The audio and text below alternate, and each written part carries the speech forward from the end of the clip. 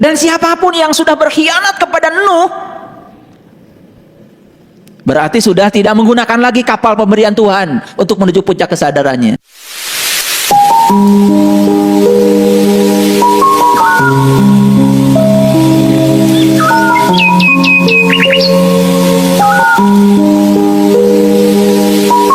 Bismillahirrahmanirrahim.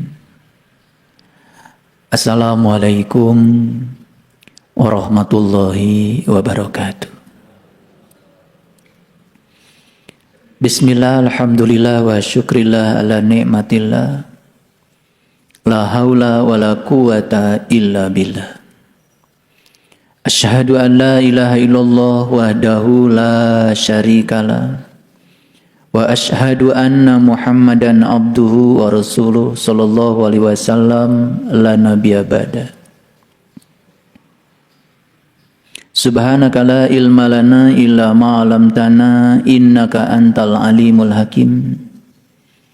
Subhanakallahumma rabbana wa bihamdika asyhadu an la ilaha illa anta astaghfiruka wa atubu ilaik. Astaghfirullahaladzim.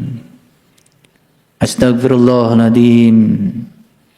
Astaghfirullahaladzim allazi la ilaha illa huwal hayyul qayyum wa atubu ilaih. Min jami'il ma'asi wa dhunub. La haula wa la quwata illa billahil aliyyil azim. Segala puji hanya milik Allah, Sang Kehadiran yang meliputi seluruh ciptaannya yang tanpa batas. Beliau bukanlah suatu sosok, beliau juga bukan seseorang. Beliau adalah kecerdasan semesta tanpa batas, yang kehadirannya sudah membuat segalanya tercipta, yang kehadirannya membuat segalanya bergairah, yang kehadirannya membuat semuanya berkarisma, berwibawa, yang kehadirannya membuat segala sesuatu menjadi berdaya. Tanpa kehadirannya, suara saya pun nyaris tidak akan terdengar. Tanpa kehadirannya, majelis taklim ini pun tidak akan terselenggara. Tanpa kehadirannya, bahkan sebuah lampu pun tidak mungkin bisa menyala. Tanpa kehadirannya, alat-alat elektronik kita pun tidak mungkin bisa berjalan. Dialah yang awal, dialah yang akhir, dialah yang zahir, dia juga yang batin. Dia yang nyata, dia juga yang tidak nyata. Mari kita sadari sepenuhnya bahwa sesungguhnya beliau tidak pernah meninggalkan kita walau sedetik pun. Perasaan ditinggalkan hanyalah ilusi pikiran kita. Perasaan ditinggalkan hanyalah gap yang terjadi karena kita sering melanggar titah dan perintahnya dari dalam. Perasaan ditinggalkan semata-mata karena kita sering menjauh dari dirinya. Perasaan ditinggalkan semata-mata karena kita sering menyimpang dari sifat ilahinya. Oleh karena itu, mari kita hadirkan dia sepenuhnya di majelis ilmu ini. Sadari kehadirannya lewat nafas kita. Sadari kehadirannya lewat seluruh energi yang memenuhi seluruh sel dalam tubuh kita. Sadari kehadirannya yang membuat kita bisa melihat. Sadari kehadirannya yang membuat kita bisa mendengar. Sadari kehadiran yang membuat kita bisa bernafas. Sadari kehadiran yang membuat kita bisa bicara. Sadari kehadiran yang membuat kaki kita bisa digerakkan. Sadari kehadiran yang membuat tangan kita bisa bekerja. Ya Allah, Ya Rahman, Ya Rahim. Segala puji hanya milik-Mu. Alhamdulillahi Rabbil Alamin. Mari kita awali kajian yang penuh berkah ini, seraya menyapa asmanya dengan kelembutan dan cinta, seraya membaca basmalah. Bismillahirrahmanirrahim. Para sahabat, kita itu bisa melihat yang terlihat, dan kita pun bisa melihat yang tak terlihat. Yang terlihat semua yang bersifat materi, energi yang sudah memadat. Yang tak terlihat adalah yang bersifat immateri. Yang materi hanya bisa dilihat oleh mata yang bersifat materi. Mata kita ini secara fisik hanyalah daging, syaraf, pembuluh darah, semuanya materi. Yang bersifat imateri tidak bisa dilihat dengan mata materi. Yang bersifat imateri hanya bisa dilihat oleh mata yang imateri. Ada persamaan antara cara melihat mata yang materi dengan mata yang imateri. Persamaannya adalah dua-duanya memerlukan cahaya. Dua-duanya memerlukan cahaya. Kalau kita melihat yang materi dalam kegelapan, nyaris kegelapan itu membungkus materi itu sampai kita tidak bisa mengidentifikasi yang kita lihat. Tetapi kalau mulai remang-remang, itu juga tidak bisa kita melihat dengan sejelas-jelasnya. Tetapi begitu sudah hadir intensitas cahaya yang cukup, maka cahaya yang datang kepada benda itu dipantulkan ke mata kita, dan mata kita memiliki kesan melihat yang jelas. Jadi kesimpulannya, sepanjang kegelapan itu masih ada, akibat ketidakhadiran cahaya, maka kita tidak akan pernah bisa menyaksikan sekalipun itu yang bersifat wujud materi. Karena kegelapan itu telah membungkus materi itu. Jadi intensitas cahaya yang hadir itu membantu untuk bisa melihat lebih jelas. Jadi kenapa video ceramah saya ini harus pakai lampu? Kan supaya kelihatan semua yang ada di sini dengan jelas. Bahkan jerawat saya aja gara-gara dikasih lampu terlihat jelas. Ya kan? Karena ada juga yang memperhatikan di YouTube, katanya ya guru lagi jerawatan, berarti gara-gara lampu sebetulnya.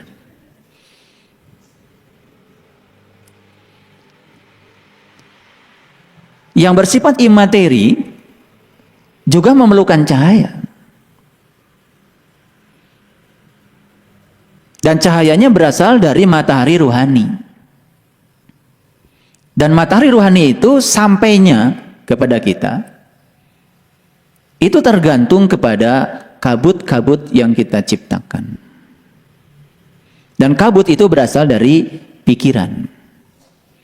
Makanya kabut ada dua, kabut warna putih, kabut warna hitam. Dua-duanya juga penghalang. Bedanya kalau sudah hitam, kabutnya biasanya turun hujan. Itu saja. Jadi oleh karena itu, pikiran masih terjebak pada dualitas. Maka dualitas itu menjadi penghalang untuk datangnya sang matahari ruhani yang menyebabkan penglihatan kita menjadi tidak jelas pada aspek yang ruhania. Jadi kenapa untuk meniti ke dalam diri itu perlu ada puasa? Puasa dalam pengertian menahan lapar dan dahaga di siang hari. Karena sudah terbukti bahwa makanan, apalagi dalam jumlah yang banyak, itu menurunkan kesadaran. Ketika kita makan dalam porsi yang besar, biasanya tubuh pun mulai lemas. Datang ngantuk dan kemudian tidur. Bukankah tidur itu tidak sadar? Jadi turunnya kesadaran itu sangat berbanding lurus dengan bagaimana kita mengolah tubuh ini. Jadi oleh karena itu, belajar spiritual itu tidak cukup menghadiri pengajian. Tidak cukup menghadiri kajian. Tetapi belajar spiritual itu belajar setiap saat. Terutama pada saat kita harus belajar menerima sesuatu yang sangat kita tidak suka dalam hidup. Belajar yang kita suka, menerima yang kita suka, tidak usah belajar. Karena kalau ada yang kita sukai, tanpa belajar kita sudah senang dan pasti menerima. Tetapi menerima yang tidak disukai, disitulah kita belajar. Sayang sekali, ruang kelas itu sering ditinggalkan banyak orang. Kosong ruang kelas itu. Karena kita hanya siap menerima yang kita sukai. Dan menerima yang kita sukai tidak perlu belajar. Tidak perlu. Ruang kelas itu justru isinya adalah segala hal yang kita tidak suka. Dan kita sering lari dari ruang kelas itu. Bagaimana kita bisa lulus dalam kehidupan? Karena di ruang kelas itu, pembelajarnya kosong. Itu. Pada kesempatan yang penuh berkah ini, saya sudah membuka surah Asy-Syu'ara. Gak tahu, pokoknya minggu-minggu ini saya masih berfokus di Asy-Syu'ara. Rasanya resonansi saya dengan Asy-Syu'ara itu makin kental aja. Sampai tadi pagi saya sempat share juga di WA grup kita. Saya menemukan di Quran surat Asy-Syu'ara itu ada 7 ayat yang diulang 7 kali. Ada satu ayat yang diulang 7 kali. Dan saya sampai menghitung itu. Semoga saya tidak salah. Karena sudah saya baca semuanya. Dan ayatnya berbunyi, fattaqullaha wa ati'uni. Fattaqullaha wa ati'uni. Itu saya mencatat diulang 7 kali. Pertama di ayat yang ke-108. Yang kedua di ayat 110. Yang ketiga di ayat 126. Yang keempat di ayat 131. Yang kelima di ayat 150. Yang keenam di ayat 163. Dan terakhir di ayat 179. Diulang 7 kali. Fattaqullaha wa ati'uni. Itu sebetulnya dialog antara Nabi Nuh dengan para pengikutnya. Makanya ada cerita Nabi Nuh bikin kapal. Di mana bikin kapalnya Nabi Nuh? Di gunung. Kok bikin kapalnya nggak di laut? Karena nggak ada cerita dengan laut ini, nggak ada. Ini cerita dengan gunung. Bikin kapalnya pun di gunung, karena nggak ada cerita dengan laut. Karena kapal yang dimaksud di ayat ini itu nggak ada kaitannya dengan kapal seperti feri yang untuk berlabuh, menyeberangkan masyarakat dari Jawa ke Sumatera, menyeberangkan masyarakat dari Ketapang ke Gilimanuk, bukan itu. Tidak ada kaitan sama sekali dengan kapal itu. Makanya kapalnya dibikin di gunung. Dan gunung di Quran selalu merujuk kepada puncak kesadaran manusia. Jadi sebetulnya kapalnya Nabi Nuh itu adalah sebuah kendaraan besar yang akan mengantarkan seseorang menuju pada puncak kesadarannya. Kalau gitu mana kapal besar itu? Tidak usah saya jelaskan ya. Kendaraan besar yang dapat mengantarkan seseorang menuju puncak kesadarannya. Dan siapapun yang hari ini tekun menggunakan kendaraan yang diberikan Allah kepada dirinya untuk mengantarkan dirinya ke puncak kesadarannya, tekun di situ, itu masih satu kapal itu dengan Nabi Nuh. Dan siapapun yang sudah berkhianat kepada Nuh, berarti sudah tidak menggunakan lagi kapal pemberian Tuhan untuk menuju puncak kesadarannya. Makanya di ayat yang ini nanti kita akan tunjukkan. Saya tunjukkan dulu deh supaya percaya sama saya. Kalau nggak ditunjukkan nanti malah nggak percaya. Kita lihat dulu deh ayat 120. Seperti biasa pembelajaran dengan saya loncat-loncat. Kelihatan loncat-loncat ayatnya. Tetapi sebetulnya struktur pembelajarannya tidak loncat-loncat karena saya mendengar apa yang ada di dalam. Summa agrokna ba'dul baqin. Summa agrokna ba'dul baqin. Kemudian sesudah itu kami tenggelamkan orang-orang yang tinggal. Nih. Nanti kita akan lengkapi ya ceritanya. Jadi ini adalah cerita orang-orang yang sudah sepakat untuk satu kapal bersama Nuh untuk melakukan suatu proses perjalanan menuju kepada puncaknya kesadaran, dan masing-masing sudah dibekali kapal-kapalnya itu. Makanya ada doa naik kendaraan. Nah, doa naik kendaraan itu bukan naik Avanza, Xenia, Innova, tidak ada kaitan dengan itu. Subhanalladzi sakhkhara lana hadza wa ma kunna lahu muqrinin wa inna ila rabbina lamunqalibun. Kan itu doanya. Maha suci Engkau ya Allah yang telah mengajarkanku bagaimana cara menggunakan kendaraan ini, dan semoga kendaraan ini bisa mengantarkan aku pulang kepadamu. Wa inna ila rabbuna lamunqalibun. Jadi beruntung sekali itu yang sudah punya kendaraan dan tahu cara mengendarainya. Karena banyak yang punya kendaraan tetapi nggak bisa nyupirnya. Jadi kendaraannya masih diparkir di garasi. Makanya tidak pernah pergi kemana-mana. Hidupnya di situ-situ saja. Makanya ada pepatah orang Sunda mengatakan, sing bisa init bari cicing, milampah tengah lengkah. Itu hebatnya kendaraan kita tuh. Initnya bari cicing, milampah tengah lengkah. Gitu. Jadi kendaraannya nggak kemana-mana. Tetapi perjalanannya sudah kemana-mana. Gak melangkah kemana-mana, tapi langkahnya sudah sangat jauh. Jadi saya ingin menyampaikan selamat buat para sahabat yang sudah bisa melangkah, ya, menembus sempadan langit. Bayangkan, secara fisika, orang mau meninggalkan bumi saja harus membuat yang namanya pesawat yang bisa memiliki escape velocity. Kecepatan lepas dari bumi. Berapa kecepatan awal dia sehingga dia memiliki momentum yang cukup untuk melawan gravitasi sampai dia menjadi lepas dari gravitasi bumi. Itulah yang dikerjakan oleh satelit. Makanya satelit baru bisa mengangkasa di tempat di mana gravitasi bumi sudah tidak bekerja lagi. Kalau gravitasi bumi bekerja, jatuh ke bumi. Makanya dia terus aja beredar, hanya menggunakan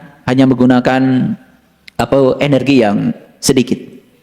Karena tidak perlu. Yang melawan gravitasi bumi bukan satelitnya. Yang melawan gravitasi bumi itu adalah pesawat yang melepaskan satelitnya.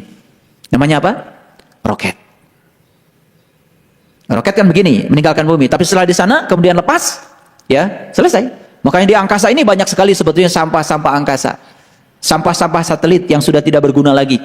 Karena satelit itu punya lifetime, punya waktu, punya umur tertentu. Dan di sana itu sampah banyak. Dan tidak bisa jatuh ke sini. Karena sudah di luar gravitasi. Nah, untuk melepaskan diri ya dari bumi supaya tidak balik lagi ke bumi, diperlukan kecepatan awal, namanya escape velocity, kecepatan lepas. Makanya ada film judulnya Lepas dari Penjara. Ya. Escape from Alcatraz. Oh, itu ada filmnya kan itu. Jadi lepas dari Alcatraz. Diperlukan effort, diperlukan energi awal itu untuk melepaskan diri. Ini nih. Yang mau melepaskan diri dari dualitas perlu energi awal. Perlu memiliki momentum yang kuat, perlu memiliki kecepatan. Yang memble, ya, akhirnya yaitu seperti umatnya Nuh yang tertinggal dari kapalnya. Sudah memble, nggak tahu diri, lambat belajar tapi nggak mau belajar. Harusnya kalau tahu diri, saya lambat mengerti. Kalau lambat mengerti, siapkan waktu lebih banyak daripada yang cepat mengerti. Ini sudah tahu lambat mengerti, tetapi tidak menyediakan waktu banyak untuk memahami. Ya sudah. Tidak punya kecepatan awal untuk melepaskan diri dari gravitasi dunia ini. Akibatnya perkembangan spiritualnya juga tidak maju-maju di situ-situ saja. Dan menganggap seakan-akan sah-sah saja kalau dalam spiritual ada pengkhianatan. Di spiritual tidak boleh ada pengkhianatan. Terutama pengkhianatan kepada guru. Pengkhianatan kepada para utusan Tuhan. Gak bisa di spiritual itu mengatakan, saya kan sudah dapat ilmunya, saya mau tekun aja tiap malam. Dan kemudian tidak perlu bertemu dengan orang yang menjadi marga lantaran saya dapat ilmu ini. Itu namanya, itu yang disebut dengan culas itu. Dan orang-orang yang culas ilmunya juga tidak akan pernah berkah. Hanya untuk bertemu dengan guru aja berhitung luar biasa. Berhitung waktu, berhitung uang apalagi, ya sudah. Uangnya juga tidak bertambah. Waktunya juga makin sibuk dan sempit. Lihat saja, orang yang selalu berhitung dengan itu repot. Makanya orang yang selalu memikirkan masa tua dengan asosiasi pikiran pada hal yang lemah, lihat saja, cepat tua. Tapi orang yang mengasosiasi pikirannya di masa tua dengan hal-hal yang menguatkan, lihat saja, dia menjadi awet muda. Tergantung asosiasi pikiran kita. Ada orang yang berpikir, semakin saya tua, saya semakin matang. Semakin saya tua, saya semakin dewasa. Semakin saya tua, saya semakin damai. Semakin saya tua, saya semakin menjadi diri saya sendiri. Kuat yang dia pikirkan yang kuat-kuat, dia menjadi kuat. Karena dia menjadi kuat, tidak takut tua. Tidak takut tua, malah awet muda. Coba lihat, yang mengasosiasi pikirannya dengan hal yang lemah. Wah, kalau tua saya keriput. Semakin takut tua kan semakin cepat tuanya. Jadi sebetulnya kita punya kuasa untuk mengendalikan ya kekuatan Tuhan yang ada dalam diri kita. Dan kalau kekuatan positif itu sudah mempengaruhi pikiran kita, dan pikiran itu akan merealisasikan semua yang kita mau. Bulan-bulan ini saya banyak sekali ya kedatangan tamu. Dan hampir semua orang yang datang ke rumah itu ya menginginkan hal-hal yang ecek-ecek lah. Pengen selesai dari masalah, pengen urusan keluarga beres, pengen penyakitnya hilang. Bagi saya itu ecek-ecek. Gak ada yang pengen, saya pengen bersama Allah gitu, jarang. Padahal itu adalah muaranya. Kalau sudah bersama Allah, gak ada yang mustahil kok. Semuanya beres. Maaf ya, mengurai masalah hidup, mulailah dengan, mohon maaf, ikut pelatihan ini, itu, yang bersifat katanya bisa mengeluarkan segala yang ada di alam bawah sadar dan lain-lain. Nah, itu tidak menyelesaikan masalah. Makanya Nabi Muhammad ngajarin ilmu satu aja, ma'rifatullah. Satu saja, tidak mengajarkan yang lain. Dan ilmu yang diajarkan beliau itu bisa mengurai semua urusan. Makanya cari obat itu yang holistik. Cari obat itu yang sekali ya di treatment semua terurai. Itu. Jangan berkecimpung di hilirnya. Kita harus menyentuh hulunya. Itulah hebatnya ilmu mengenal jati diri itu. Ilmu sangkan paraning dumadi itu. Itu hebatnya. Saya berani mengatakan ini karena saya sudah mengalami. Saya pernah berkecimpung di bidang ini, bidang ini. Ternyata kalau kita main-main di hilir, tidak main di hulu, parsial, tidak integral, sempit dan tidak komprehensif. Jadi kita kan harus belajar di waktu yang tersisa ini bagaimana menemukan satu ilmu yang ketika kita pelajari terurai semuanya. Itulah hebatnya ma'rifatullah. Tapi yang betul belajarnya, ya meniti ke dalam dirinya yang sungguh-sungguh. Baik. Jadi kenapa di Quran kok ada kata-kata fattaqullaha wa ati'uni? Bertakwalah kepada Allah dan ikuti aku. Bertakwalah kepada Allah, ikuti aku. Itu diulang sampai 7 kali di dalam satu surat, itu surat Asy-Syu'ara. Kenapa Nabi Nuh itu terus-menerus kepada pengikutnya, takwa sama Allah, tapi ikuti aku. Takwa sama Allah, ikuti aku. Kenapa harus begitu? Karena itu satu paket. Gak bisa. Orang-orang yang culas belajar spiritual gak akan maju. Merasa sudah mencapai titik tertentu, pada suatu saat juga ketika ketemu dengan kontradiksi tetap aja jadi melawan. Karena aslinya dia itu kan kelihatan nanti pada saat bertemu dengan yang tidak diinginkan dalam hidup. Di situ kan kelihatan sikap dia seperti apa. Paham maksud saya? Oke. Ini hari ini saya mau ngasih ilmu yang luar biasa supaya kita bangun, ya bangun, jangan memble. Ayo. Ya, kiamatkan diri kita sekarang, di sini, saat ini. Semangat. Nah, kemudian sesudah itu kami tenggelamkan orang-orang yang tinggal. Siapa orang-orang yang tinggal ini? Sebetulnya dia sempat satu kapal sama Nuh, dan kemudian dia mengeluarkan diri dari kapal itu. Dan dia tinggal, tidak ikut di rombongannya. Akan ditenggelamkan. Ditenggelamkan oleh air, ditenggelamkan oleh banjir, ditenggelamkan oleh ombak. Sekali lagi, cerita tentang rombongannya Nuh tidak ada kaitan dengan laut, tidak ada kaitan dengan ombak. Sebetulnya yang lebih mengerikan itu bukan ditenggelamkan oleh ombak yang berasal dari laut. Tapi kalau kita sudah ditenggelamkan oleh ombak yang berasal dari ketidakmampuan kita mengendalikan kehidupan. Ombak yang berasal dari hawa nafsu kita, dari pikiran kita. Itu yang paling berbahaya. Dan hampir semua manusia bisa tenggelam dengan ombak ciptanya sendiri. Di sini, ombak yang di sini jauh lebih berbahaya daripada ombak yang di laut. Bisa mengerti maksud saya? Oke, ini baru rambu-rambunya. Dan sekarang saya ingin menjelaskan dulu ayat yang ke-119. Nah, disinilah kan diceritakan tentang kapal.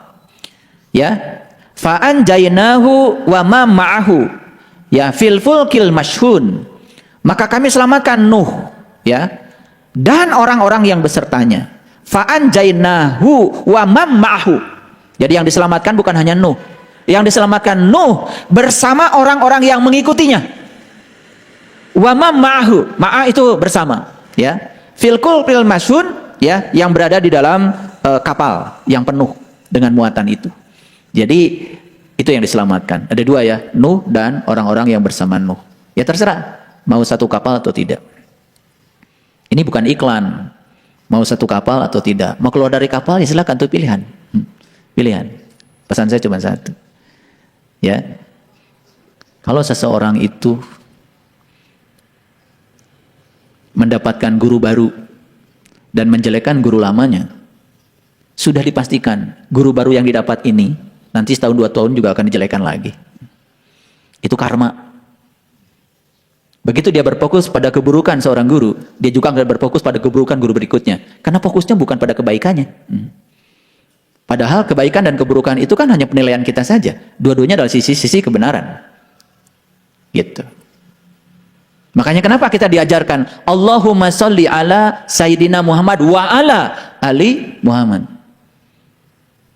Kalau kamu menerima Muhammad, terima juga dong keluarganya Muhammad. Tidak bisa itu, satu paket. Jadi baik dan buruk itu kan pikiran kita. Itu penilaian kita.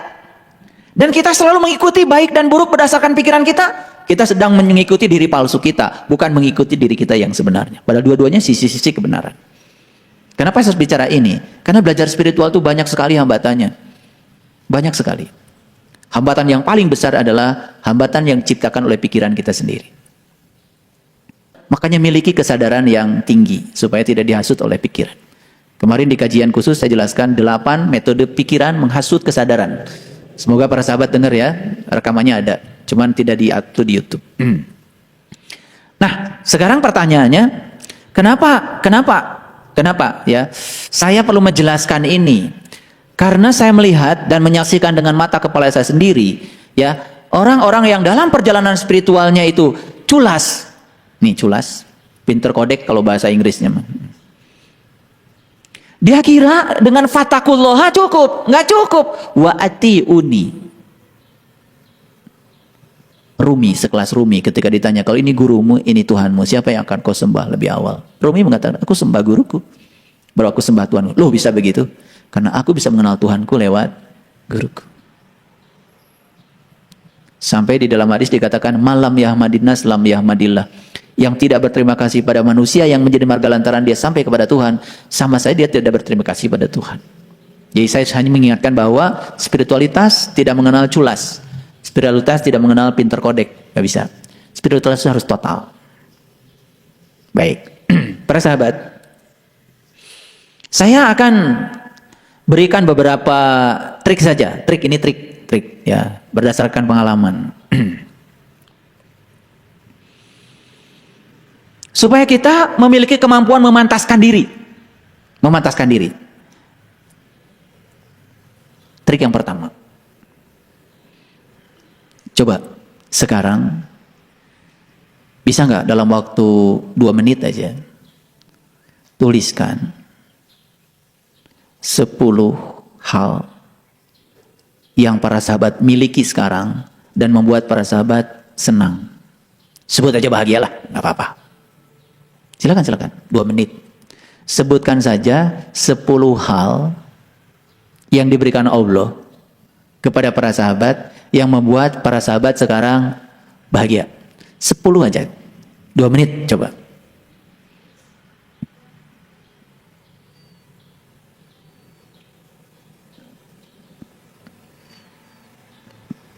Oke, ada yang sudah?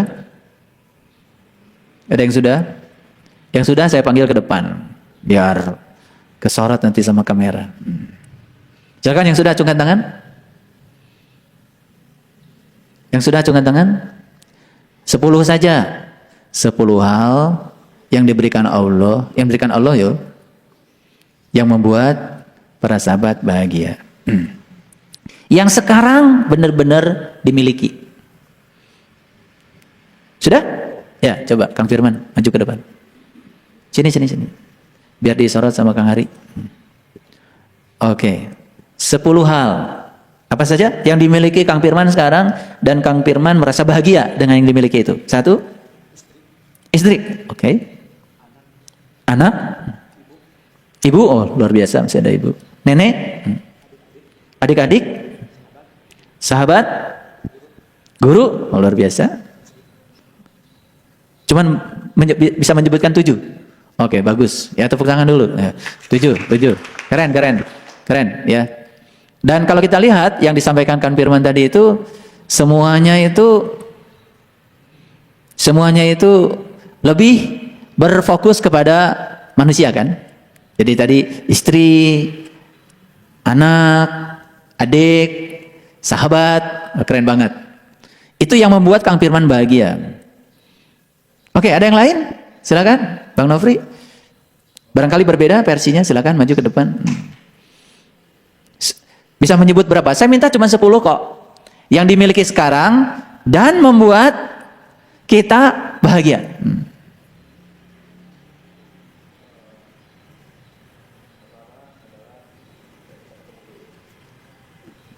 Berarti guru yang dimiliki ya, guru apalagi?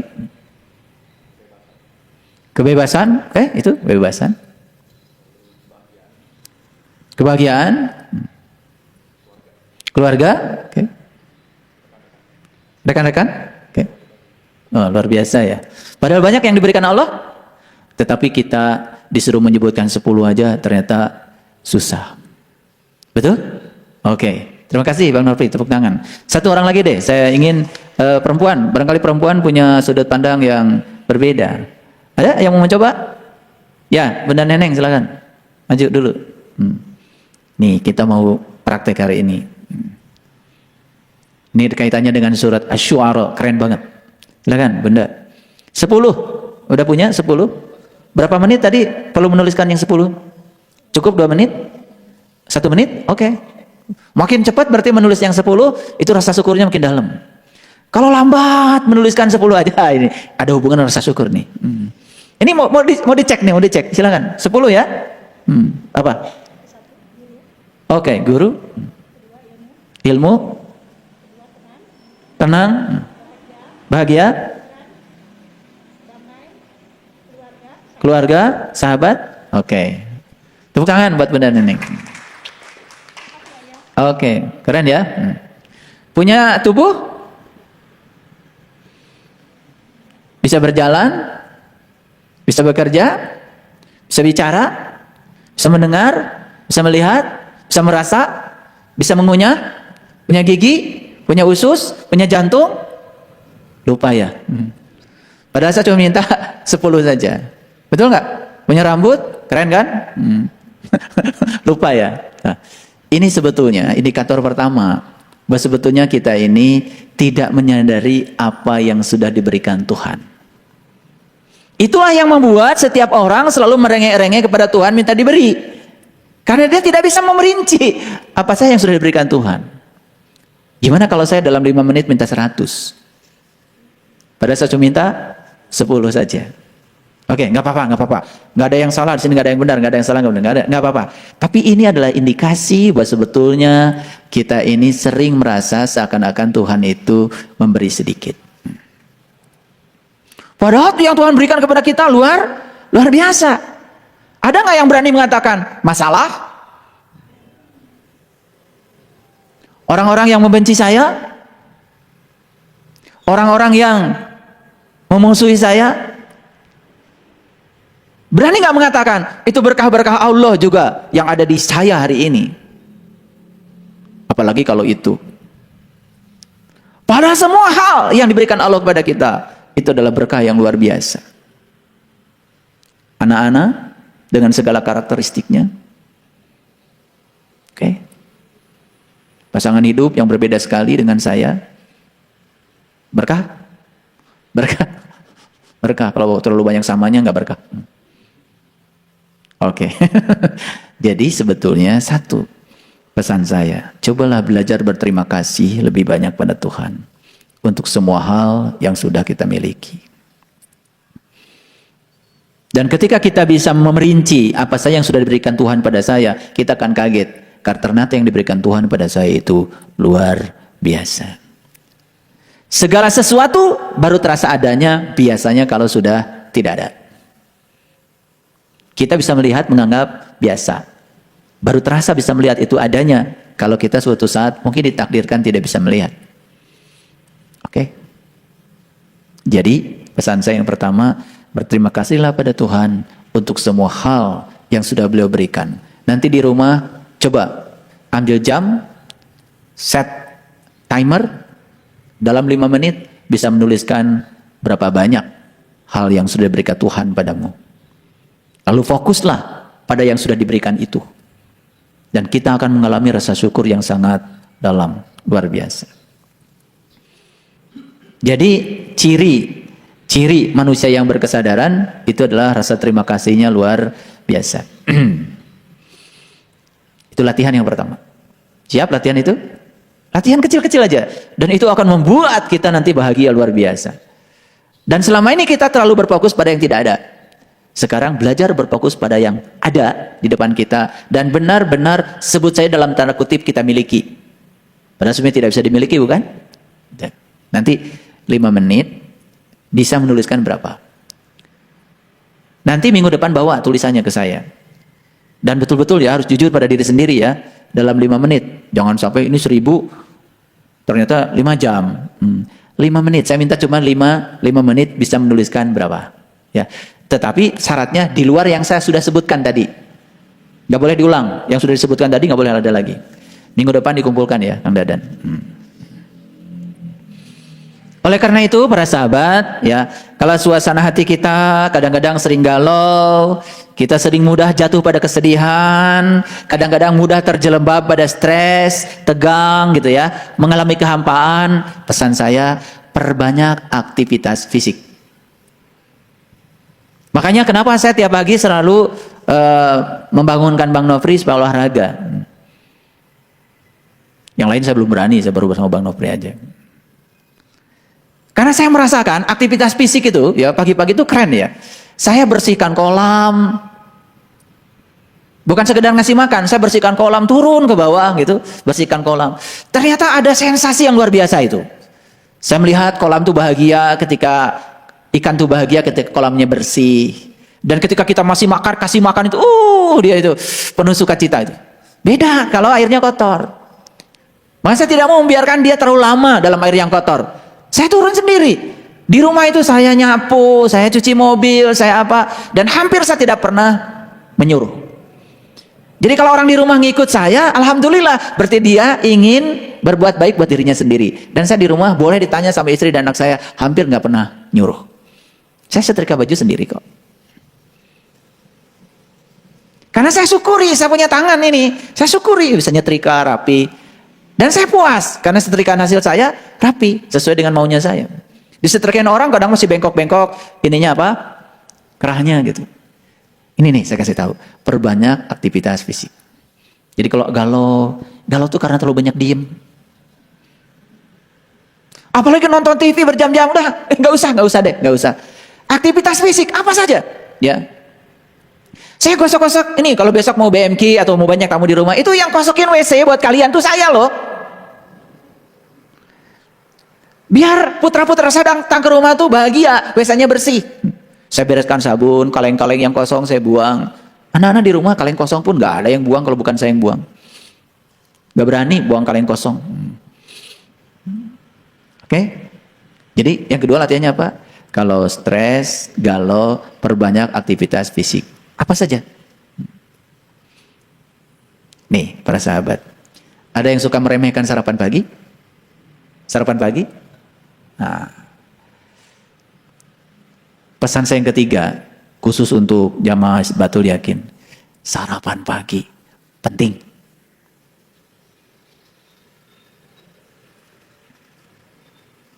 Ya. Dan tepat waktu. Makanya kalau bangun pagi, itu sebelum gosok gigi minum dulu air hangat. Karena di sini banyak bakteri yang menguntungkan. Dengan minum, bakterinya masuk ke dalam. Kalau sarapan bangun pagi langsung gosok gigi, ini hal-hal kecil nih, hal kecil, tetapi membahagiakan. Karena kalau tubuh kita sehat, tubuh kita bisa melayani kita kan keren. Betul nggak? Keren kan? Gitu. Jadi itu. Kalau saya bangun tidur, itu kalau sudah baca doa, udah olah napas, itu langsung minum. Minum air hangat. Jangan air panas, air hangat. Jangan sok-sokan minum air panas. Nanti usus kita jadi luka. Air yang bagus diminum, itu air yang suhunya sama dengan suhu tubuh. Suhu tubuh itu sekitar 33 sampai 36 derajat Celcius. Yang sehat ya, di atas 36 makanya sakit kan? Kalau 37 masuk mall langsung dikeluarkan. Gitu. Itu pasti ada virus. Minum air hangat. Awas, bukan air panas. Hangat. Jika perlu, ya udah sebelum gosok gigi sarapan dulu. Ini kebalik, gosok gigi dulu sarapan, habis sarapan pergi. Ya sudah, ya berapa jam pergi kemana-mana. Kan nempel tuh kotoran. Apalagi usia di atas 50, mohon maaf ya. Giginya sudah mulai banyak yang rontok, kan nempel. Makanya kalau saya suka di kemana-mana bawa tas itu, gaya-gayaan, itu isinya cuma odol dan sikat gigi. Nggak ada itu. Mahasiswa saya menyangka itu laptop. Nggak ada laptop. Saya ngasih pelajaran, udah di sini aja. Saya nggak pernah ngasih pelajaran pakai infocus. Apalagi dibacakan gitu, nggak pernah.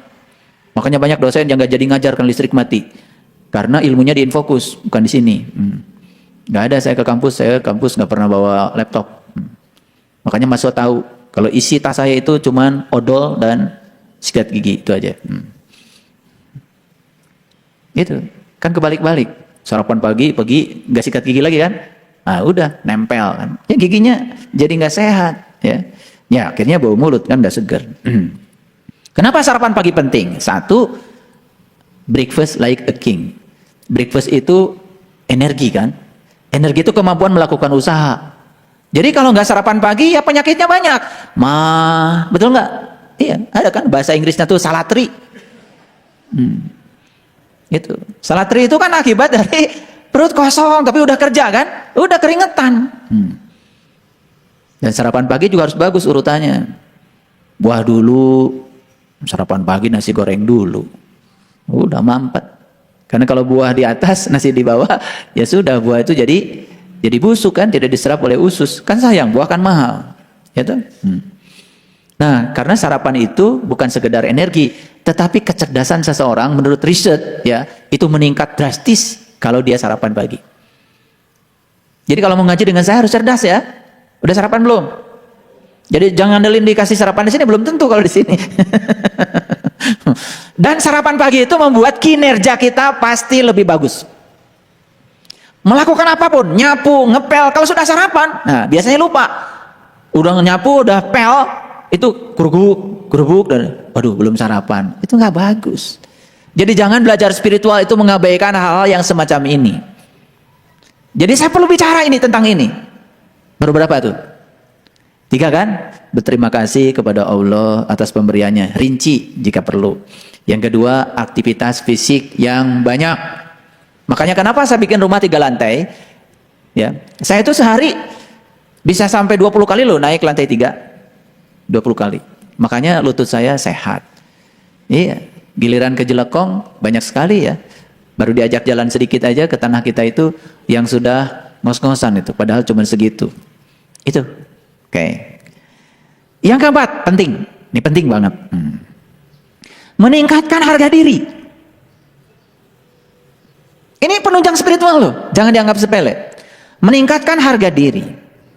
Bagaimana cara meningkatkan harga diri? Tentu saja dimulai dari memantaskan diri. Terserah para sahabat. Mau memantaskan diri sebagai pengeluh, mau memantaskan diri sebagai pemberi. Diri kita mau dipantaskan seperti apa? Bagus kemarin tuh di WA Group ada yang kirim video tentang Coca-Cola. Nonton kan? Iya. Coca-Cola itu dari pabriknya sama Coca-Cola. Tetapi begitu ditempatkan di pasar yang berbeda, harganya lain. Dijual di warung biasa, banyak debunya 3.000. Dijual di toko bersih, pakai lemari es sedikit, 7.000. Pergi ke hotel berbintang, disediakanlah Coca-Cola di lemari es, di kamar. Nanti dikasih gelas, dikasih es batu, 70.000. Coca-Cola yang sama dari pabrik yang sama ternyata harganya bisa lain dan orang senang menghargai walaupun berbeda karena ditempatkan, dipantaskan. Jadi terserah kita mau ditempatkan di mana. Kalau kita tidak memantaskan diri, kualitas diri dibiarkan, pikiran yang cerdas dibiarkan tidak belajar, kita tidak memantaskan diri. Ya sudah. Kalau kita memantaskan dirinya seperti itu, kita akan dihargai seperti itu. Masa mau dihargai 3.000? Kan pengennya 70.000 dong. Betul nggak? Tergantung kita memantaskan diri. Jadi ini soal meningkatkan harga diri penting nih dalam proses belajar. Bisa memahami maksud saya.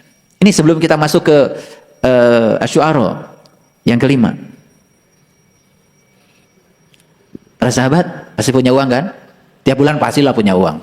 Dan pasti beda-beda kan? Saya tidak akan tanya berapa uang tiap bulan yang kita punya. Tapi saya akan tanya berapa persen dari uang yang kita terima yang digunakan untuk menambah pengalaman diri. Pengalaman loh. Karena ada riset dari Universitas Harvard, ternyata di riset itu ada ditemukan begini. Orang yang punya uang dan membelanjakan 75% dari uangnya, saya tidak bicara jumlahnya loh, persentasenya, untuk menambah pengalaman hidup. Bisa lewat pengalaman spiritual, bisa lewat pengalaman material. Kalau pengalaman spiritual tentu saja, mohon maaf ya, seperti para sahabat ikut workshop BMK gitu kan, ikut kursus-kursus pengembangan diri, ikut meditasi, ya kan, belanja buku yang menunjang pengembangan diri. Orang-orang yang menginvestasikan 75% uangnya untuk menambah pengalaman diri, piknik, tapi yang rekreatif pikniknya, bukan buat Trump, piknik yang rekreatif. Itu kalau saya ajak pergi ke Gunung Padang, itu piknik rekreatif. Pulang dari sana itu ada gairah baru tentang hidup. Bukan habis dari Gunung Padang, nanjak, banyak tuh. Luar biasa ke Gunung Padang sampai antri. Sampai di atas, ngariung weh, di Nusamak. Turun lagi ke bawah. Ngagolera di mobil. Itu namanya botram. Yang saya maksud adalah rekreasi. Ikuti acara-acara yang semacam itu. Pergi ke Borobudur harus ada pembimbingnya. Kalau nggak ada pembimbing, coba pergi ke Borobudur, ada pembimbing yang ngerti. Baca dari relief yang pertama sampai ke sana, sampai Arupa Datu. Bisa nangis loh. Saya pernah bacakan dari relief pertama itu kan isinya 30 juz Quran itu sebetulnya. Reliefnya Borobudur itu keren. Itu sampai di Arupa Datunya, selesai saya bacakan semuanya, nangis semuanya. 11 kali katanya saya datang ke Borobudur, cuman foto-foto. Karena nggak ngerti. Melihat tapi tidak memandang. Disitulah perlu orang yang mengerti. Makanya jangan pelit. Kalau jalan-jalan kemana-mana, keluarkan duit buat tour guide. Pelit banget. Beli sirup aja. Keluarkan duit buat tour guide. Hargai ilmu orang. Biar kita dapat. Paham maksud saya? Pertanyaan saya sekarang. 75% uang penghasilan kita buat menambah pengalaman hidup atau tidak? Atau kebalik? Nah, menurut risetnya di Harvard University, ternyata yang 75% uangnya hanya membeli sesuatu yang bersifat materi dan disimpan, itu ternyata tidak bahagia. Makanya, kalau kita punya uang, lihat saya semua, 75% buat dari sini ke atas. 25% aja dari sini ke bawah. Kalau kebalik, 25% ke sini, 75% ke bawah. Maaf ya, badan jadi gede, perut jadi buncit, ya. Tetapi sini tolol. Sini ke atas, maaf ya. Karena nggak ada bahasa yang cocok buat itu. Makanya lihat, ya. Semuanya investasiin dari sini ke bawah. Jadi yang ke-5 nih, belanjakan uang 75% untuk menambah pengalaman hidup. Ya. Punya duit, umroh. Tapi harus ada yang bimbing. Punya duit, mau haji, nggak apa-apa. Pergi ke Baitullah yang syar'i, nggak apa-apa. Biar makan nasi kebuli sana. Kan ada pengalaman naik pesawat bareng-bareng dengan sahabat. Itu penting itu. Dan banyak yang menyepelekan itu. Jadi udah belajar spiritual, sesekali diajak sama saya, ayo kita pergi kemana? Masih ada yang ngurangkel. Sulit banget, hitung-hitungan banget. Gitu. Makanya lihat, orang kan cuma dua, ada yang pengecut, ada yang pemberani. Saya sudah jelaskan, pengecut itu adalah dia yang suka mendengar rasa takutnya, kemudian mengikuti. Jadi rasa takutnya itu dia dengar, sekaligus dia ikuti. Udah jadi pengecut, gak kemana-mana. Kalau yang pemberani, abaikan semua yang dibisikkan oleh rasa takut dari pikirannya. Dia tinggalkan. Oke? Yang keenam. Para sahabat, jujur nih kalau saya tanya, seneng gak dan tantangan hidup? Ini pertanyaan berat memang. Tapi harus jawab jujur. Seneng gak dengan tantangan hidup? Seneng gak dengan segala yang menantang? Ini saya kasih tantangan nih, tantangan. Saya mau bangun ekowisata, tempatnya di Jelekong. Siapa yang mau ikut saya? Ini tantangan nih, tantangan. Siapa tahu suatu saat kita punya tempat ekowisata, kelola sama koperasi. Villa kita nggak dipakai sama kita, sesekali dipakai kita untuk meditasi, nggak dipakai sewakan. Tiap hari ada income. Itu pikiran saya. Bagi Allah nggak ada yang mustahil. Kalau saya berpikir mustahil, mungkin masjid ini nggak akan jadi. Terus terang, kalau saya senang tantangan. Makanya tiap hari saya bikin hal yang menantang dalam hidup saya. Dengan banyak tantangan itu kan kita jadi mulai menjadi berani. Betul? Betul nggak? Nih, yang tidak suka tantangan, senangnya itu yang cari aman, yang tidak mau yang berisiko besar. Ya sudah, kalian juga untungnya kecil. Yang suka tantangan besar, ya memang sebuah pilihan yang besar itu resikonya besar, tetapi hadiahnya besar juga. Ini saya tantang, ayo. Wah, uang dari mana? Begitu kalian bilang uang dari mana, saya kasih tahu, kalian sudah meniadakan Tuhan. Bohong kalian bilang Tuhan Maha Kaya. Bohong kalian bilang Tuhan Maha Pengasih, Maha Penyayang. Bohong, bismillah kalian. Begitu ada kata-kata uang dari mana, kata Tuhan, bukannya aku bersamamu, lebih dekat kepadamu daripada urat dari lehermu. Kamu mengatakan uang dari mana? Bukankah aku ini adalah Al-Ghani, yang Maha Kaya? Bagaimana aku bisa memberi kepada kamu, kata Allah, kalau kamu saja sudah tidak percaya dengan kehadiranku, dan kau mengatakan uang dari mana? Saya ingin kasih tahu para sahabat, jangan ada terlontar uang dari mana. Anak cucu saya pengen ke Bali. Saya tidak pernah mengatakan uang dari mana. Ya, pengen ke Bali mumpung libur. Ayo pergi. Berapa tiket? 12 juta semuanya. Nanti ada uang. Berapa hotel? 12 juta semuanya. Nanti ada uangnya. Di Bali jangan hotel yang murah. Percuma aja. Lebih buruk dari rumah kita. Cari hotel yang lebih bagus dari rumah Sariwangi. Cari Aston atau apa gitu. Kalau mau piknik jangan nanggung sekaligus. Makan jangan cari yang murahan pinggir jalan. Kalau sedang jadi wisatawan jadi orang kaya, berpikir kaya. Ya, makanya di restoran. Ke Bali, backpackeran, tidur di pinggir jalan, ngapain? Nyiksa maneh. Betul nggak?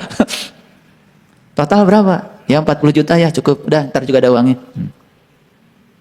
Iya, itu 3 bulan yang lalu mereka ngomong begitu. Dan saya tidak mengatakan uang dari mana, nggak ada di kampus saya. Nanti, tanggal berapa mau pergi? Tanggal 25 ya, tapi nggak bisa ikut. Karena banyak kerjaan di kampus, mau awal semester. Ya, siap. Udah. So, mereka yang ngurus, saya nggak tahu. Tapi begitu kita bilang, uang dari mana? Nah, begitu kita bilang uang dari mana, karena kita sedang mengukur keadaan kita di masa depan, persis seperti keadaan kita hari ini. Oke, pada saat ada permintaan itu, sedang tidak ada uang. Dan kita mengukur untuk masa depan kita dengan hari ini. Hari ini nyatanya kita tidak punya uang, besok pun tidak akan ada uang. Ngerti maksud saya? Karena kita sedang mengukur besok dengan kenyataan hari ini. Bukankah kita sedang? Makanya itu menghina Allah sebetulnya. Menghina Allah tuh bukan penistaan agama, bukan nginjak-injak kitab sucinya. Allah gak akan marah kok kitab sucinya diinjak-injak. Tetapi menginjak-injak sifat Allah. Meragukan Allah. Ya. Nih saya ganti kacamata nih, kacamata keren. Saya sebetulnya ganti kacamata itu gara-garanya begini. Saya tuh mau ganti itu apa kacamata saya yang lama karena sudah ngeblur. Saya ditanya sama toko kacamata. Pak, usia berapa? 55. Begitu diukur pakai komputer, oh ini udah nggak cocok Pak. Ini Bapak kalau diukur pakai komputer pasti deh 2+. Gitu. Masukan yang bagus bagi saya. Oke, coba diukur bener itu. Karena udah saking pengalaman si tukang kacamata itu, sampai tahu dari umur itu harusnya 2+ Pak. Begitu diperiksa kacamata saya, diledekin sama dia. Bapak itu katanya, kerja di mana Pak? Dosen, saya bilang. Masa Pak kacanya begini katanya. Saya di sini. Itu apa? Bukan apa ya? Itu benar gitu kok. Saya kok menghargai diri saya, mata saya pemberian Allah, kok dikasih yang murah gitu kan? Yang paling mahal di sini kacamata apa? Kacanya harus Zeiss Pak, buatan Jerman. Sabaraha? 3.800.000 beli gitu. Jadi saya terenyuh di situ. Terenyuh kesadaran saya. Masa untuk mata saya gitu. Gitu. Untuk mata saya dikasih yang jelek. Matanya Allah bisa dikasih yang jelek. Begitu saya baca di internet, bedanya kacamata biasa dengan kaca yang Zeiss itu beda banget. Ada ultravioletnya macam-macam. Nah, setelah saya ganti kacamata, ada tuh orang yang datang pada saya. Ayah ganti kacamatanya. Iya. Yang bekasnya kemana? Waduh, saya di situ terenyuh lagi. Saya bilang, kamu ini udah jadi murid saya bertahun-tahun, masih mikirin urut. Kok saya kayak gesta dipakai? Jadi jangan jadi murid saya, jangan gini. Jangan begitu. Jadi begitu saya ganti kacamata mahal, oh ayah saya pengen kacamatanya seperti ayah. Jika perlu, belikan saya cadangannya 1. Gitu. Ini mohon maaf. Kita ini sering terbawa dengan omongan orang. Dikiranya itu tuh, dikira dikit tuh hemat. Bukan, itu pelit. Kalau kita punya uang dan bisa beli seharga yang kita punya uang, beli. Kalau nggak beli, itu pelit, bukan hemat. Ini pengalaman semua ngomong, saya pengalaman. Karena kita suka begitu kan, betul nggak? Suka begitu, aduh luar biasa. Jadi saya tanya sekarang, ini murid-murid saya, coba mulai sekarang senangi tantangan. Jika perlu bikin yang menantang. Iya, saya tuh seneng dulu. Ada tanah mau dijual, wah ini tantangan. Saya nganggap itu tantangan. Duit belum ada, kebeli juga. Masjid belum ada, oh ini tantangan gitu. Saya seneng yang kayak gitu. Dari sejak muda saya seneng yang kayak gitu tuh. Dan semuanya jadi. Jadi yang membedakan Anda dengan saya sebetulnya hanya keberanian aja. Saya tidak mendengarkan ketakutan saya. Ngedengerin juga enggak, apalagi saya ngikutin, enggak. Dan biasanya kalau sudah didengerin tuh yang namanya ketakutan, berikutnya diikuti, bukan? Betul? Betul. Nih saya ajak kalian, kalau udah selesai nih pandemi, 2-3 bulan ke depan, kita umroh yuk? Hah? Suaranya kayak gitu. Mau alpini tuh. Nah, yang ketujuh pesan saya untuk fokus pada hal-hal yang kita sukai dalam hidup. Coba perangkap diri kita di mana-mana dengan segala sesuatu yang indah. Perangkap diri kita dengan kenangan yang indah. Nih saya kasih tahu ya, di HP pernah dimarahin sama orang, disimpan sebagai bukti, pupus, hapus. Karena ono gitu. Simpan WA yang indah. Mungkin secara tidak langsung ada yang fitnah ke kita. Teteh menigelis. Simpan.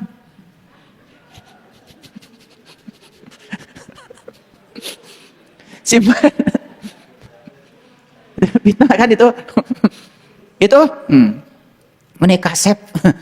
Buat fitnah, simpan nggak apa-apa, fitnah juga. Itu sesuatu yang indah gitu. Jadi saya ingin ini coba periksa HP kalian, jangan simpan di komputer, HP, hal-hal yang membuat kita terfokus pada hal yang nggak indah. Makanya coba di kamar, di mana tuh bagus tuh. Saya pernah pergi ke rumah kalian itu di kamar, ada di Amsterdam, ada di mana, foto-foto yang indah itu simpan di kamar, itu bagus, itu bagus. Itu doa. Ini spiritual nih, spiritual. Perangkap diri kita dimanapun dengan hal-hal yang indah.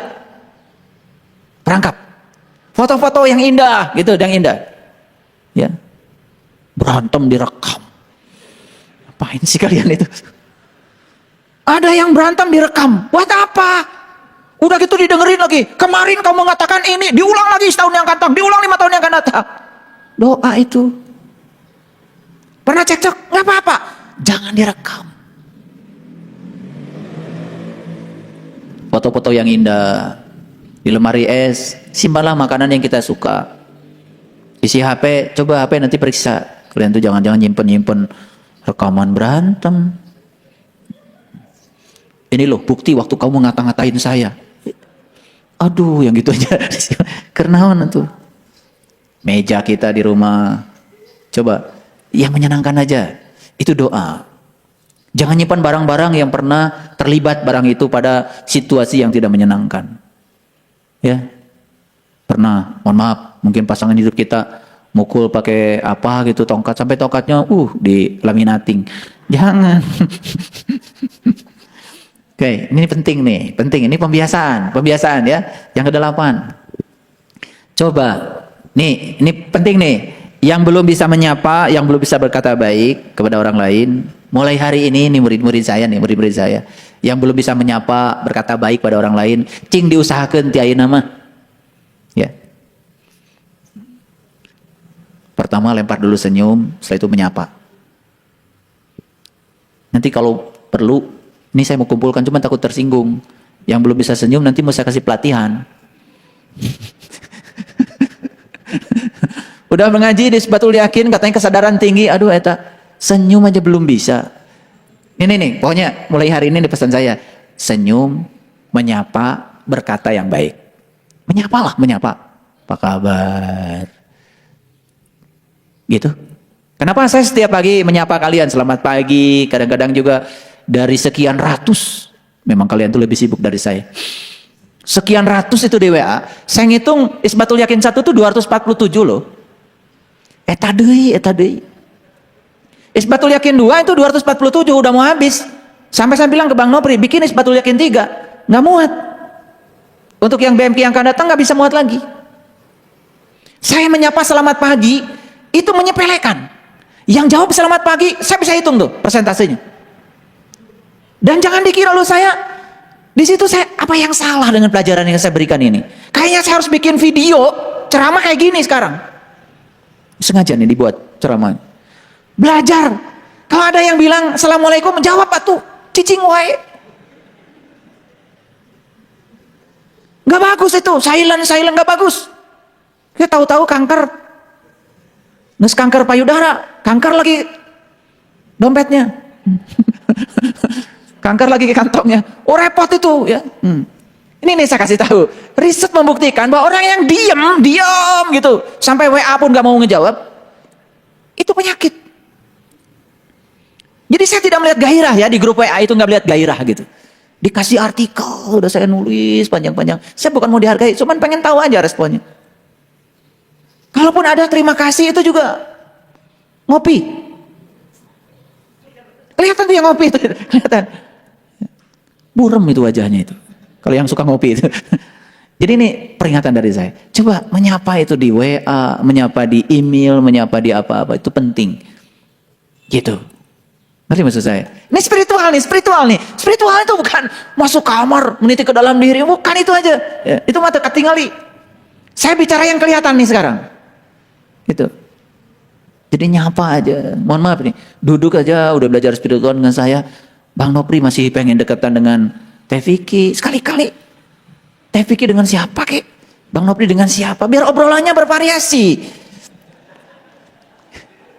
Ini penting nih, penting. Kayak Cece sama Mang Acim tuh. Jauh aja. Bosan kan di imah keduaan wae. Kali aja kalau dengan teman duduk yang berbeda, kan dapat obrolan yang lain. Ada variasi hidup. Iya mah tiap kesini saya perhatikan, duduk aja nggak berubah. Gimana sih kalian itu? Nanti kalau saya suruh joget, pasti jogetnya yang kemarin gerakannya. Jadi kalau joget aja gerakan si yang kemarin, itu nggak kemana-mana. Ini saya ngamatin loh. Kalian itu ada yang ngaji berkali-kali, duduknya masih di situ juga. Ini inersia ini kelembaman itu. Harus dirubah. Apakah duduk di situ-situ aja tidak mencerminkan karakteristik dia? Mencerminkan. Jangan dikira saya tidak mengamati. Maaf ya. Duduk aja nggak ada variasi. Ya, maaf nih Ayah Wardi, maaf. Bukan kayak Wardi, bukan. Ya. Jadi coba perhatikan. Nah, ini nih persoalan, kita tidak senang dengan hal baru. Coba aja, dengerin saya. Makanya saya mau kasih tahu sama kalian. Makanya ada yang, ayah, saya kok setiap nitik ke dalam diri, cahayanya itu aja.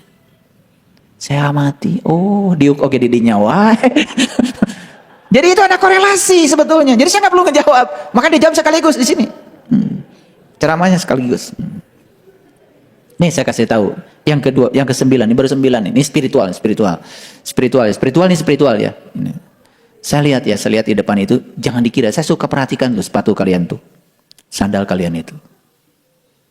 Dan saya lihat, oh sandalnya itu.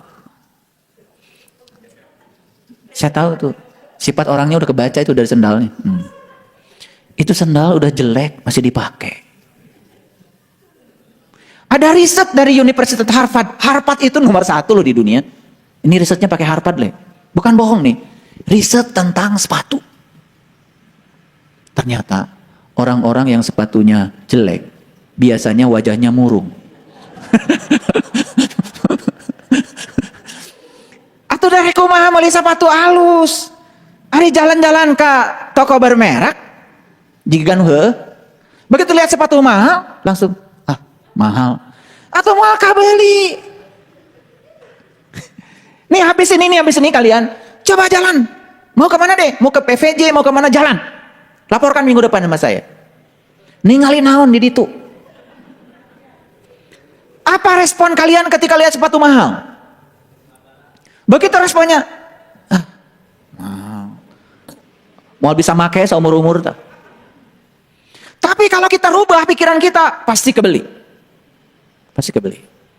Terus sepatu yang coklat yang saya pakai kemana-mana itu mahal tuh. Ke Jelekong itu, kalau saya ngaji itu, ke kampus itu. Ya punyanya cuman itu. Tapi mahal itu, ya. Tapi itu nyaman. Ini sepatu udah rusak, sereg deh. Dipaksa murung. Ini riset loh, riset. Orang yang pakai sepatu butut itu wajahnya murung. Cing atau sepatu mah, nu halus, ya. Ngerti maksud saya? Jadi saya nggak mau lihat lagi sendal butut. Udah ngaji di Sebatul Yakin sendal aja butut. Yang bagus. Sendal yang bagus. Saya dulu nggak percaya ada sendal jepit 4 juta. Iya. 4 juta loh sendal jepit. Saya pernah beli masalahnya. Nggak percaya begitu. 4 juta sendal jepit. Beda. Sarua sendal capit. Dicapit sama. Beda we. Gitu. Nah, jadi jangan sampai nanti begitu murung wajahnya saya lihat ke bawah, oh sepatunya jelek. Ini spiritual loh, spiritual ya, spiritual. Jadi gini, saya sebetulnya kelihatan, bercanda nggak saya? Bercanda nggak saya? Kelihatan kalian lihat saya sedang bercanda. Karena memang ceramahnya ini penuh dengan canda. Tetapi sebetulnya pesan spiritualnya dalam loh. Jadi kalau kalian sepatunya jelek itu tanda bisa 1, mungkin pelit. 2, keyakinan pada Tuhannya jelek. Betul nggak? Makanya belinya yang iya. Cara menghargai dirinya juga mungkin juga uangnya banyak tapi pelit. Dan dia menghargai dirinya begitu. Itu spiritual. Spiritual itu harus penuh dengan kebebasan. Makanya saya terkejut ketika Bang Nopi bilang, ada yang saya punya hari ini kebebasan. Itu keren. Paham maksud saya?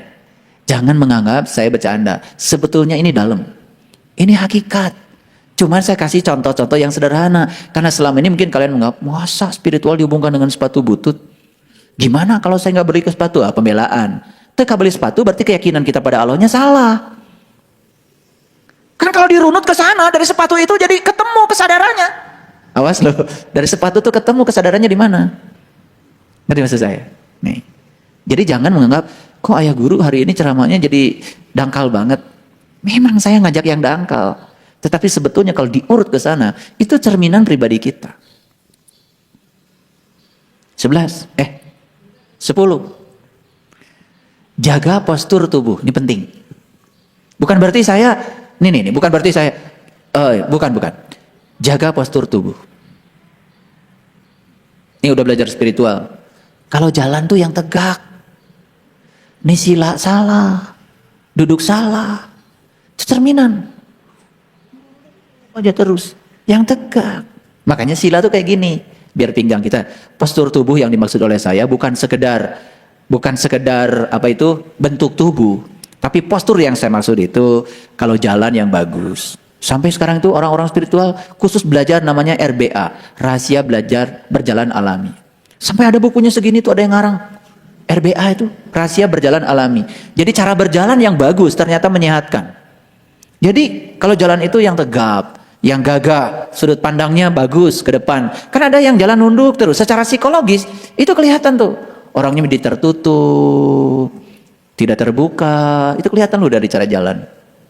Ya. Ya, makanya bahu itu agak ditarik ke belakang. Gagahlah sedikit kan seksi. Jadi kelihatan. Yang perempuan kelihatan lebih cantik, yang laki-laki kelihatan lebih gagah. Ngerti maksud saya? Jadi mulai besok jalan pun diperhatikan oleh saya. Spiritual, ini spiritual. Ya, 11. Coba. Yang sampai hari ini belum bisa nyanyi. Nih, yang belum bisa nyanyi. Coba mulai dari mendengarkan musik deh.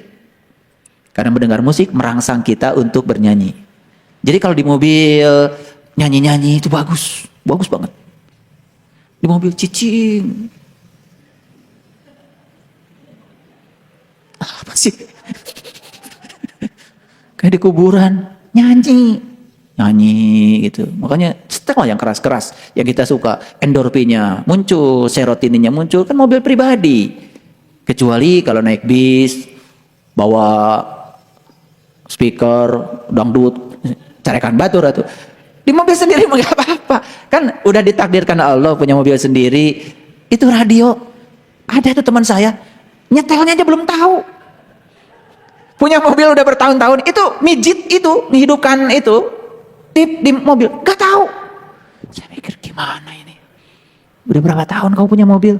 Saya belum pernah nyetel radio, katanya. Ya Allah. Karena musik haram, katanya. Ya Allah. Waduh. Waduh, ini dunia udah terasa jadi kuburan aja. Ini saya kasih tahu. Ya udah, kita udah punya lagu Sidratil Muntaha, di langit terdekat, sebentar lagi cahaya di atas cahaya. Ini saya bikin lagu-lagu sama Kang Dadan itu supaya didengar sama kalian. Supaya hidup itu penuh dengan gairah, energetik hidup itu. Ini musik gak suka. Sepatu butut, jalan nunduk. Senyum susah coba. Apa yang mau ditebarkan ke semesta ini? Maaf ya, saya cuman ingin sekali meriset gitu. Ya, ini bukan saya membandingkan. Katanya ada kelompok tertentu harus dari rumah ibadah itu kelihatan wajahnya bercahaya. Iya. Tapi ada juga kelompok tertentu habis dari rumah ibadah kelihatan murung gitu. Karena habis takut-takuti. Rambut satu lembar keluar neraka. Wih, langsung itu. Makanya murung aja, jalan nunduk semua. Penuh dengan rasa takut.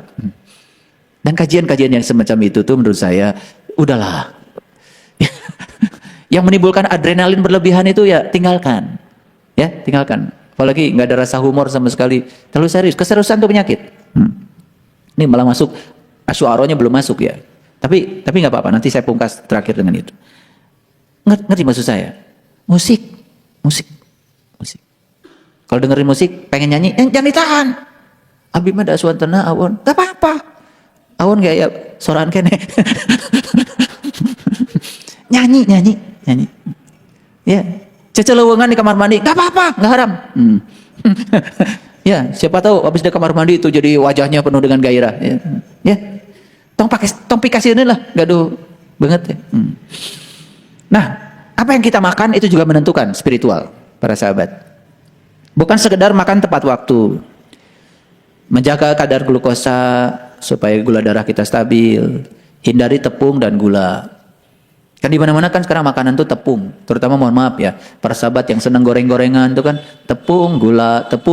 Itu nggak terasa tuh menumpuk ya. Kadar glukosa naik. Akibatnya apa? Ya kita jadi terserang berbagai macam penyakit ya. Karena sumbernya penyakit kan diabetes. Kalau sudah diabetes merembet pada yang lain-lain. Spiritual itu harus memperhatikan yang begitu. Jangan seenaknya aja. Ya, hal-hal yang semacam ini harus.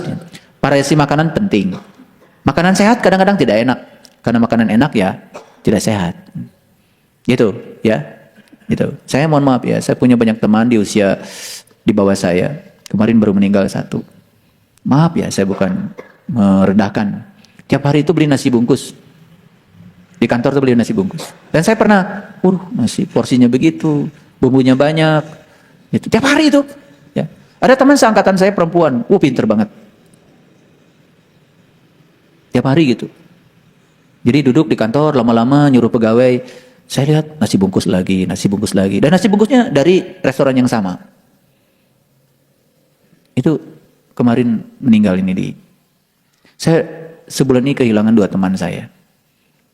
Ya tentu saja nasi bungkus bukan faktor utama ya, tapi saya lihat setiap hari yang dimakan itu. Gitu. Saya kalau makan pulang saya ke rumah. Gitu, nggak jarang makan di luar. Apalagi saya tidak tahu airnya air apa, kecuali ya restorannya yang jelas ya, gitu, yang mahal. Makanya saya tidak suka masuk restoran yang murah, yang mahal. Jangan ngajak makan saya ke restoran murah ya, saya nggak akan ikut. Itu tidak memantaskan diri itu. Ya, jadi makan di restoran mahal nggak apa-apa. Nanti juga ada rezekinya. Kan buat Allah, buat Allah loh. Allah dalam diri kita masa dikasih yang murah. Ya. Makan pepes peda terus. Hari pertama dicocol dulu. Hari kedua baru kepalanya. Hari ketiga baru perutnya. Hari keempat baru tongongna. Hari kelima ekornya. 5 poe eta peda, kumaha teu darah tinggi. Itu duit punya ya segala itu. Besoknya beli tanah di sini, beli tanah di sini, tanah. Buat apa ada harjang pedawai? Tanah udah dikumpulkan mati. Itu kan bodoh. Ya. Itu bukan spiritual. Nah, rawat diri. Ini yang ke-13, rawat diri. Para sahabat, nih saya kasih tahu. Spiritualitas itu penampilannya harus menarik. Jadi saya nggak mau lagi datang ke pengajian ini baju kusut, wajah kusut, ya, mulut kusut, pikiran kusut, hati kusut. Spiritual apaan? Di sini tidak ada pembagian pahala ya. Jadi selesai ini wajah harus bersinar. Gitu. Makanya saya ajak senyum dari tadi, saya ajak ketawa-ketawa. Kelihatannya dangkal yang saya sampaikan. Tapi hari ini saya berbicara tentang hal-hal yang memang dangkal. Tetapi kalau ditarik ke dalam, itu sebetulnya cerminan spiritualitas kita. Penampilan menarik, rawat diri. Ya. Kerok jenggot. Kayak Kang Pipin rapi selalu. Ya. Rawat gigi supaya tetap segar. Rawat ya, keramas itu diajar spiritual tuh, diangir. Pakai sampo yang mahal. Samponya sama dengan sabun mandi. Digelang tempatnya. Bukan spiritual kayak gitu, ya. Rawat diri ya. Nah, saya kasih tahu, ketika kita berpikir terlihat baik, maka kita akan lebih bahagia. Ini riset.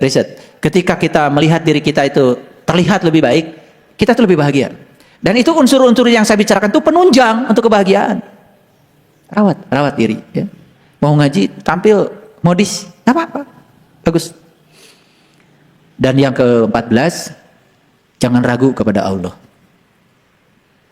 Pesan saya yang paling utama, jangan ragu pada Allah. Bersama Allah tidak ada yang tidak mungkin.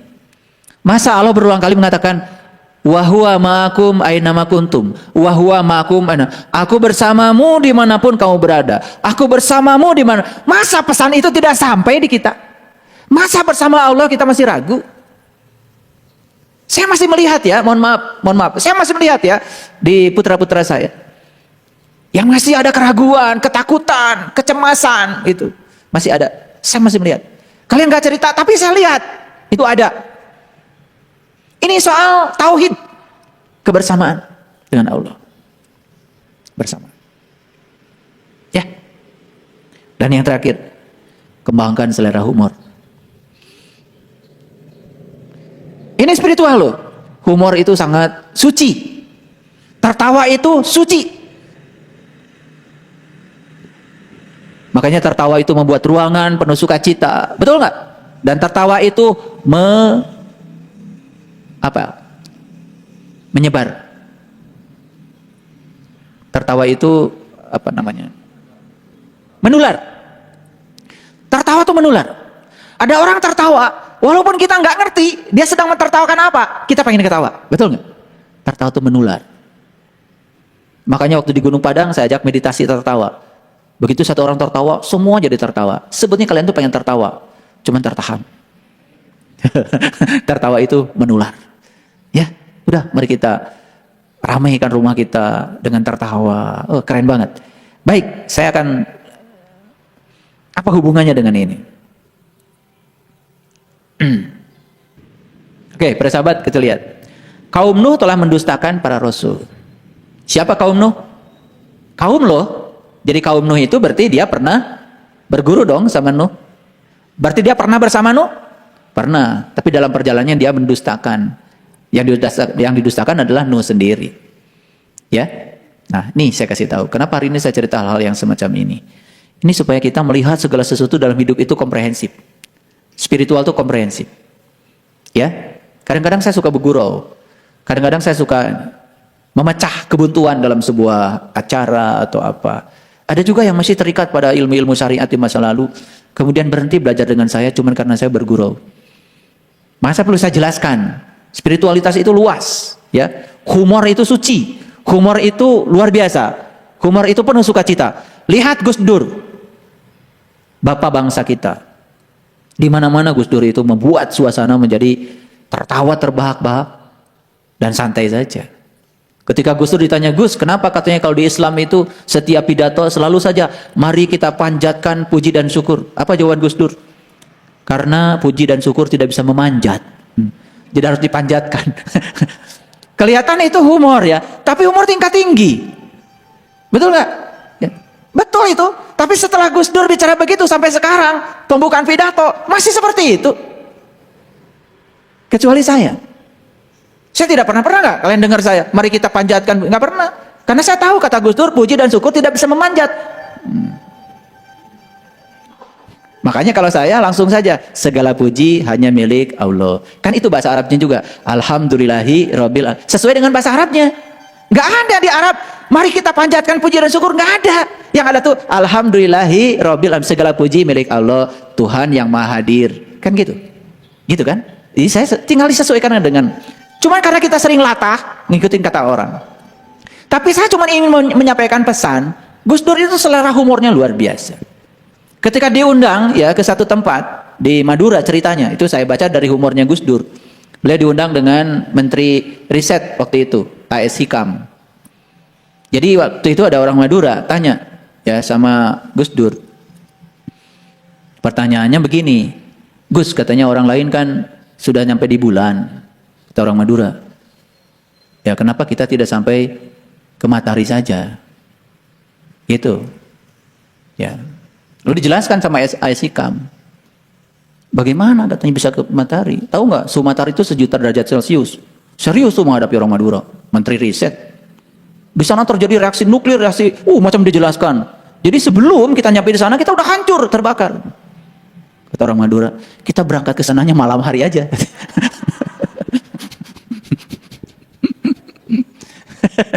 Dan itu diceritakan di mana-mana itu, di PBB, di mana sama Gus Dur. Itu menjadi joke yang luar biasa. Jadi spiritual itu humorisnya tinggi. Jadi kalau kalian belajar spiritual diajak bergurau baperan, itu berarti isbatnya perlu diperbaiki itu. Nggak usah cerita sama saya kalau tingkatan isbatnya udah isbat berapa, nggak usah. Lihat aja dari selera humornya. Makanya saya senang ya kalau kalian bergurau, saya ajak ke Jelekong di kolam bergurau, saya senang tuh kalian tuh. Tuh selera. Itu spiritual loh, itu mencerminkan tingkat kesadaran. Iya. Nabi Muhammad daya humornya tinggi loh Nabi Muhammad. Jadi suatu saat ada makan bersama dan yang dimakan itu ada bungkus-bungkusnya. Nah, ada sahabat yang iseng sama Rasul.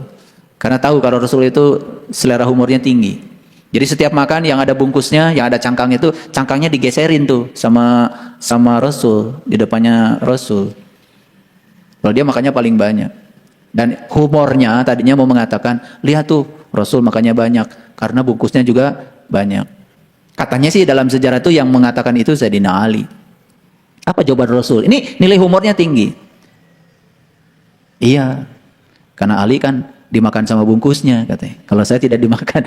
Itu selera humor yang tinggi itu selera humor tinggi. Itu spiritual.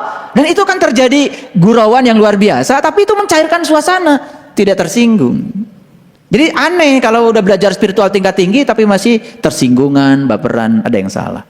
Para sahabat, jadi kaum Nuh itu telah mendustakan para rasul. Dan saya sudah jelaskan sebelumnya, yang membuat suatu kaum itu mendustakan rasulnya biasanya karena masih terjebak oleh hal-hal yang kecil-kecil, yang remeh-temeh, ya. Ketika saudara mereka berkata kepada mereka, "Mengapa kamu tidak bertakwa?" Ya, sesungguhnya aku adalah seorang rasul kepercayaan, ya, kepada kamu. Itu yang ditegaskan oleh. Maka bertakwalah kepada Allah dan taatlah kepadaku. Nah, ini yang saya sebutkan tadi. Fattaqullaha wa atiuni. Jadi diulang ini sebanyak 7 kali. Fattaqullaha wa atiuni. Jadi artinya takwa kepada Allah dan taat kepada Rasul itu merupakan satu paket. Makanya di Quran selalu ada perintah.